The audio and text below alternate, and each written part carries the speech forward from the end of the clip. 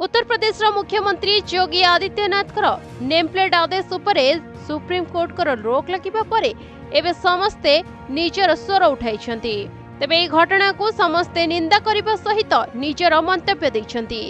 से भले उत्तर प्रदेश ज्योतिषा पथर शंकराचार्य स्वामी अभिमुक्तेश्वरानंद सरस्वती कहिछंती जदि आमको एक पवित्र जीवन यापन करने को पड़िबो तेबे केही आमको बाध्य कर परिबे नहीं। दुनिया रे एमिति केही आम मन विरोध रे जाई परिबे नहीं। केही पवित्र जीवन बंचिबाकू किंबा पवित्र जीवन त्याग करबाकू चाहिबेनी। तेबे से कहिछंती एभली आईन बनेइले निहाती कलह सृष्टि हबो।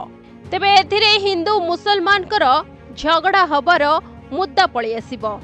किए हिंदू किए मुसलमान एही नेम प्लेट जरिया रे ही सामना को आसी जिवो आउ एहा परे कलह सृष्टि हेबार संभावना रहिछि। तेबे नेम प्लेट घटना को एजाए भी लोक बुझी पार नाहंती एहा कोन आउ किभली करबे।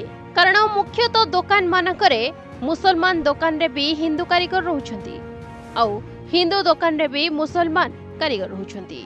जदि ए नेम प्लेट लागे तेबे एमानक भितरे भी भेदभावर फरक देखा जिवो आउ एमाने भी भेदभाव करबा आरंभ करिवे जहा फଳରେ कि कलह सृष्टि हबार भी संभावना रहिछि। तेबे से यह भी स्पष्ट करिसेंती आम देश रे हुएत हिंदू मुसलमान भितरे फरक समस्ते जानिछंती किंतु एही नेम प्लेट लगेबा द्वारा एथिरे बळ आसीजिवो जहा फଳରେ जणे अन्य जनकु अपमानित करिबार भी संभावना रहुछि। तेबे सेपटे लोकंक जीवनी उपरे स्वामी कहिसेंती साधारण लोक निजे बाहर खटुथिबा बेले जेउठी नै सेउठी खाद्य खाइ दिए मनरे केबे भाबे नहीं कि ए खाद्यटिकु किए हिंदू तैयारी करिसेंती कि मुसलमान।